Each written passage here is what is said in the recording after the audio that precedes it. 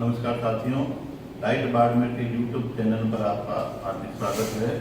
आज अपन कक्षा 10 विज्ञान का जो छठा 8वां पाठ है, कार्बन और उसके यौगिक के बारे में अध्ययन करेंगे।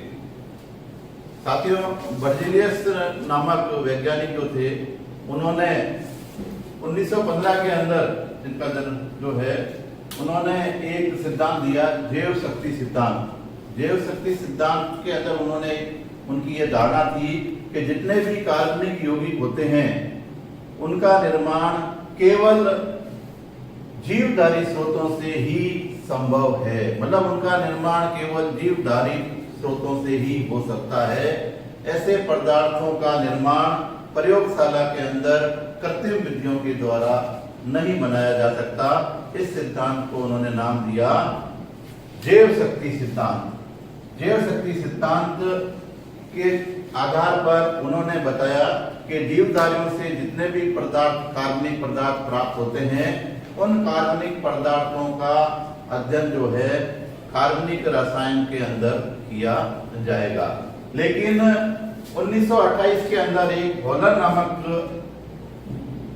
जो है वैज्ञानिक हुए, उन्होंने प्रयोगशाला के अंदर अकार्बनिक पदार्थों के द्वारा कार्बनिक पदार्थ का निर्माण किया। उन्होंने पोटेशियम सल्फेट और पोटेशियम साइनाइड, अमोनियम सल्फेट जो है उसकी क्रिया पोटेशियम साइनाइड से कराकर उन्होंने अमोनियम साइनेट प्राप्त किया और अमोनियम साइनेट को जो है ताप के ऊपर गर्म करने पर एक कार्बनिक पदार्थ प्राप्त किया जिसका नाम था यूरिया।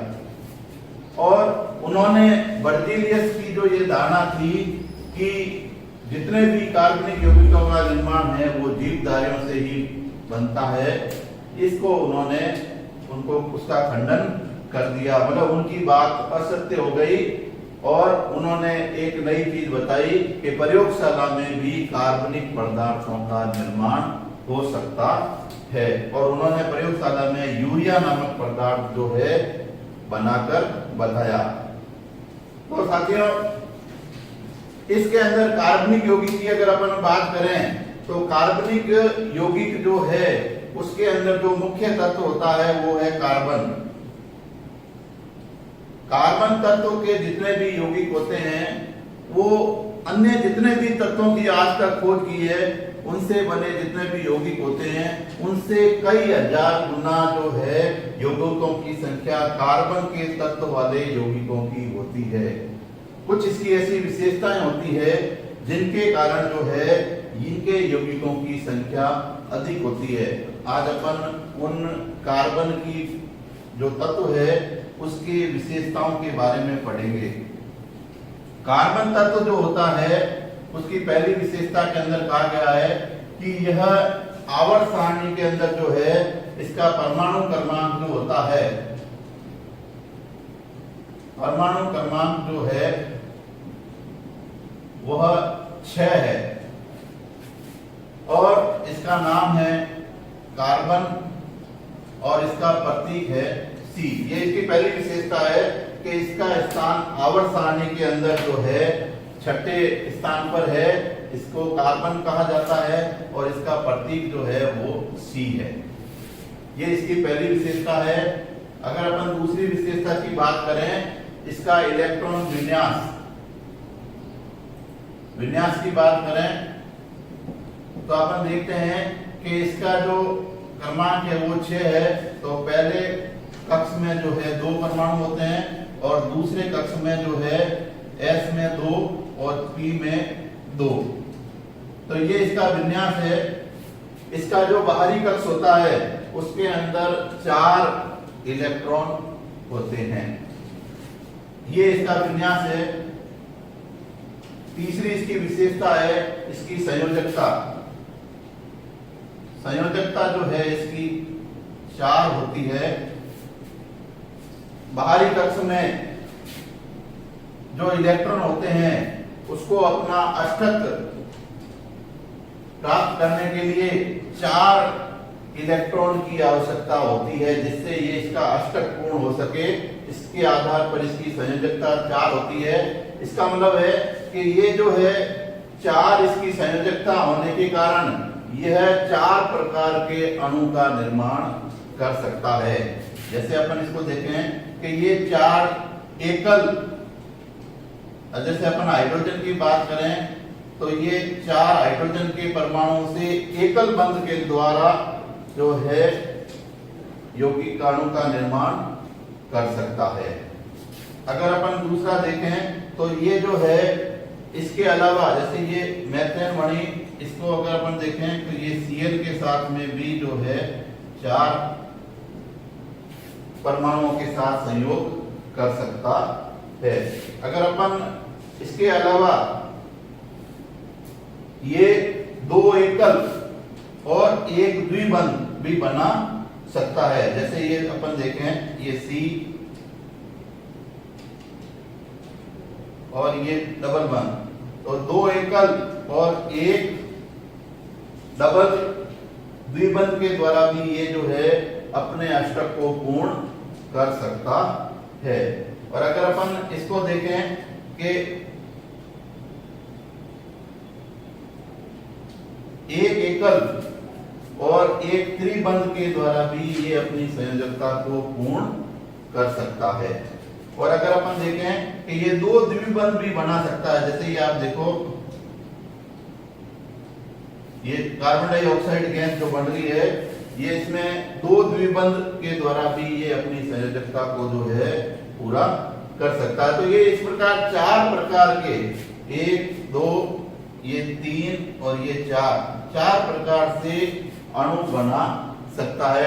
ये इसकी विशिष्ट 4 संयोजकता होने के कारण ये ऐसा संभव है। इसके बाद में इसकी जो चौथी विशेषता होती है वो है इसकी समचतुष्फलकीय संरचना। अपन आप देखते हैं कि कार्बन का जो परमाणु होता है उसकी जो ज्यामिति होती है वो समचतुष्फलकीय होती है। जैसे ये देखें, समचतुष्फलकीय का मतलब है कि इसके अंदर अगर 4 अणुओं से ये संयोग करता है तो इसके बीच में 109 डिग्री 28 अंश का जो है कोण बनता है। तो आप देख रहे हैं कि ये कोण जो है सभी के मध्य होता है। चतुष्फलक का मतलब होता है कि अगर एक फलक इस प्रकार का है तो इसके ऊपर 3 फलक एक साथ ऊपर समान कोण को बनाते हुए बनते हैं, जिसे बोलते हैं समचतुष्फलकीय संरचना। तो ये कार्बन की ज्यामिति जो है समचतुष्फलकीय होती है, जिसके प्रत्येक के मध्य इतना कोण बनता है। तो ये इसकी जो है चौथी विशेषता हुई। इसके बाद में अगर अपन कार्बन की 5वीं विशेषता की बात करें तो कार्बन के परमाणुओं के मध्य श्रृंखलन का गुण पाया जाता है। कि मतलब ये श्रृंखला में एक दूसरे से जुड़कर कई प्रकार के यौगिक बनाती है। और संकलन भी जो है कई प्रकार का होता है। ये होता है अशाखित, ये इस प्रकार से भी जो है यौगिक बनाती है जिसके अंदर इस प्रकार की संरचना दी जाती है, तो इसे कहते हैं शाखित। इसके अलावा ये इस प्रकार का भी जो है संरचना बनाती है, इस प्रकार का भी संरचना बनाती है। आप देखें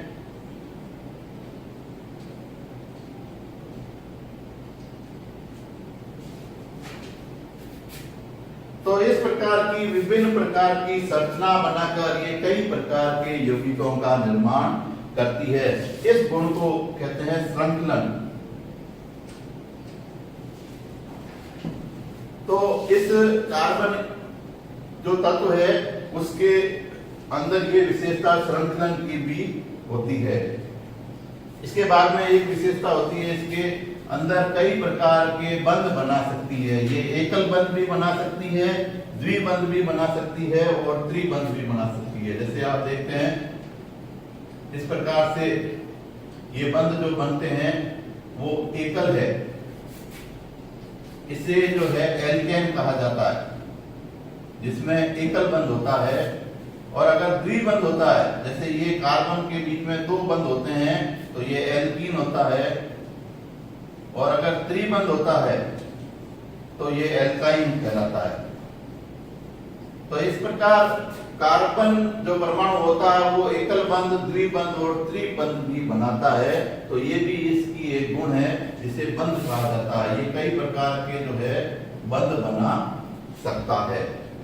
और इसकी आखिरी जो विशेषता है वो सातवीं विशेषता है, यह जो कार्बन होता है इसकी जो विद्युत ऋणता होती है वो हाइड्रोजन के समान होती है। अतः ये हाइड्रोजन परमाणु जो होता है उसके साथ क्रिया करके सहसंयोजक बंध बनाकर जो है यौगिकों का निर्माण करती है। ऐसे यौगिकों को हाइड्रोकार्बन कहा जाता है।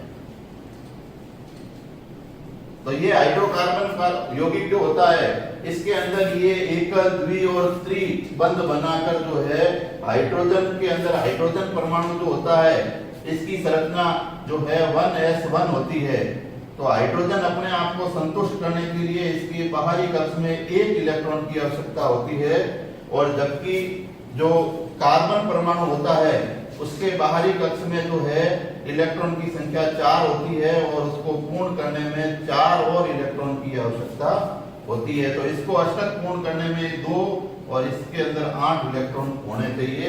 तो ये हाइड्रोजन के साथ में जो है सहसंयोजक बंध बनाकर जो है अपने आप को संतुष्ट करता है। ये हीलियम के हाइड्रोजन हीलियम के समान बन जाता है और ये अपने बाहरी कक्ष में 8 इलेक्ट्रॉन बनाता है। तो इस प्रकार ये हाइड्रोजन के साथ इस प्रकार से क्रिया करके ये एकल बंध बनाकर भी जो है CH4 करके जो है ये हाइड्रोकार्बन मेथेन का निर्माण करता है। तो द्विबंध के द्वारा भी ये कर सकता है और त्रिबंध के द्वारा भी यह हाइड्रोकार्बन का निर्माण करता है। इस प्रकार के 7 प्रकार की विशेषताओं के कारण ये कार्बन जो है विश्व के जितने भी यौगिक होते हैं अन्य तत्वों से 1000 गुना यौगिकों का निर्माण कार्बन के द्वारा किया जाता है। तो इस प्रकार अपन ने इस भाग के अंदर कार्बन की विशेषताओं के बारे में अध्ययन किया। इसके बाद में अपन जो है हाइड्रोकार्बन के प्रकार के बारे में अध्ययन करेंगे कि हाइड्रोकार्बन कितने प्रकार के होते हैं, उनकी क्या विशेषता होती है, इनका नामकरण किस प्रकार से किया जाता है, उसके बारे में अध्ययन करेंगे। धन्यवाद।